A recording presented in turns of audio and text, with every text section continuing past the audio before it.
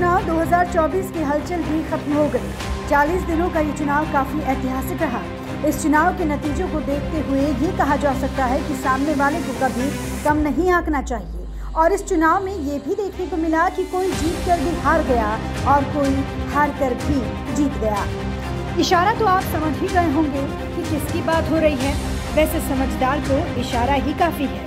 खैर, आगे बढ़ते हैं। 4 जून को लोकसभा चुनाव के नतीजे सामने आए और इन नतीजों ने पूरे देश को चौंका कर रख दिया। बीजेपी को 240 सीटें मिली तो कांग्रेस को 99 सीट हासिल हुई। वहीं एनडीए को इस बार 212 सीटें मिली और इंडिया अलायंस को 233। 2019 के लोकसभा चुनाव में कांग्रेस ने 52 सीटों पर जीत दर्ज की थी। वहीं इस बार उन्होंने 99 सीटों पर जीत हासिल की है। तो आइए जानते हैं कि किन राज्यों में कांग्रेस को सबसे ज्यादा फायदा हुआ है। सबसे पहले बात करेंगे उत्तर प्रदेश की। उत्तर प्रदेश में कांग्रेस ने 6 सीटें जीती हैं। वहीं 2019 के लोकसभा चुनाव में कांग्रेस सिर्फ एक ही सीट पर जीत पाई थी। समाजवादी पार्टी ने 37 सीटों पर जीत हासिल की। कांग्रेस ने इस बार राजस्थान, हरियाणा, बिहार और झारखंड में भी बढ़त हासिल की है। राजस्थान में कांग्रेस को 8 सीटें मिली हैं। इससे पहले यहाँ कांग्रेस को एक ही सीट नहीं मिली थी। हरियाणा में भी कांग्रेस को 4 सीटों का फायदा हुआ है। कांग्रेस ने बिहार में 2019 की तुलना में इस बार अच्छा प्रदर्शन किया। राज्य में कांग्रेस ने 3 सीटें जीती। 2019 के लोकसभा चुनाव में एनडीए ने बिहार में 40 में से 39 सीटें जीती थी। झारखंड में भी कांग्रेस को इस बार फायदा हुआ है।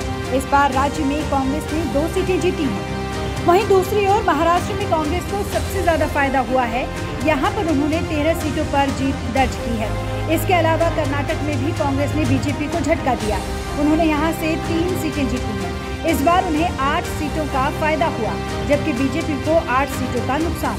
तो जिस तरह से लोकसभा चुनाव में कांग्रेस ने प्रदर्शन किया है वो वाकई में काबिले तारीफ है, क्योंकि 2019 में जो नतीजे सामने आए और 2024 में जो नतीजे सामने आए हैं उसमें काफी अंतर देखने को मिल रहा है। और पूरे चुनाव बीजेपी की ओर से नारा दिया जा रहा था कि अब की बार 400 पार, लेकिन बीजेपी 300 का आंकड़ा भी पार नहीं कर पाई। फैजाबाद की जनता ने भी बीजेपी को नकार दिया, जबकि बीजेपी ये मानकर चल रही थी कि जनता राम के नाम पर तो विश्वास करेगी, लेकिन हुआ कुछ और ही। बहरहाल कांग्रेस और अलायंस के लिए इस चुनाव के बाद आने वाले विधानसभा चुनाव में रास्ता खुलता हुआ नजर आ रहा है। नीतू गौरकेला, नवोदय टाइम्स, पंजाब केसरी।